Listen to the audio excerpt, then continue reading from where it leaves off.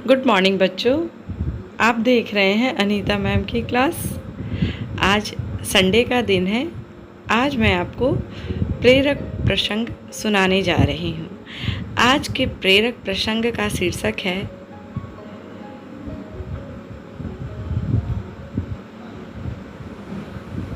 देने का आनंद। बच्चों, यह प्रेरक प्रसंग स्वामी विवेकानंद के जीवन की एक घटना से संबंधित है। तो चलिए सुनते हैं।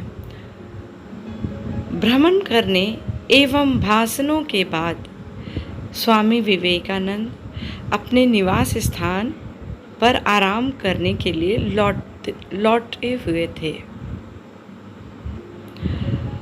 उन दिनों वे अमेरिका में ठहरे हुए थे और वे अपने ही हाथों से भोजन बनाते थे। वे भोजन की तैयारी कर ही रहे थे कि कुछ बच्चे उनके पास आकर खड़े हो गए। उनके अच्छे व्यवहार के कारण बहुत बच्चे उनके पास आया करते थे। बच्चों, स्वामी विवेकानंद बहुत ही अच्छे व्यवहार से परिपूर्ण थे। वे सभी बच्चों को भूखे देखकर उनको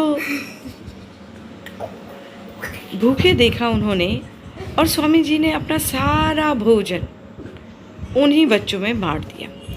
वहीं पर एक महिला बैठी ये सब देख रही थी।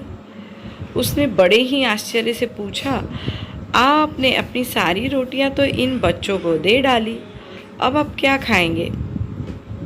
तभी स्वामी जी मुस्कुराते हुए बोले, माता, रोटी तो मात्र पेट की ज्वाला शांत करने वाली वस्तु है। यदि इस पेट ना तो उन बच्चों के पेट में ही सही। भूख तो किसी की मिटी ना, आखिर वे सब तो भगवान के ही अंश हैं। और फिर देने का जो आनंद है वो पाने के आनंद में कहाँ। देने का आनंद पाने के आनंद से भी बहुत बड़ा होता है।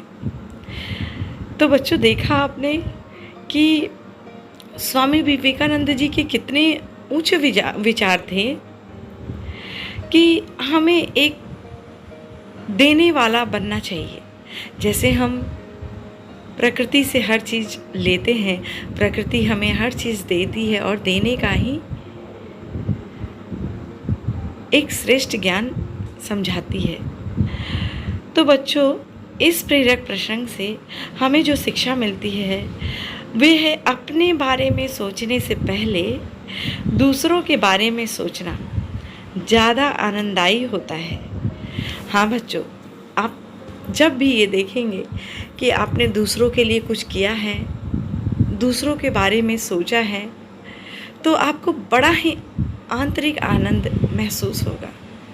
तो बच्चों, इस प्रेरणा से आप अपने जीवन में भी एक प्रेरणा डालिए कि आपके सामने कोई भी आए, किसी भी तरह की परिस्थिति आए, अगर कोई आपके सामने मांगता है कुछ भी, तो उसे आप देने का भाव रखें और देने के भाव से सृष्टि बहुत सुंदर हो जाएगी।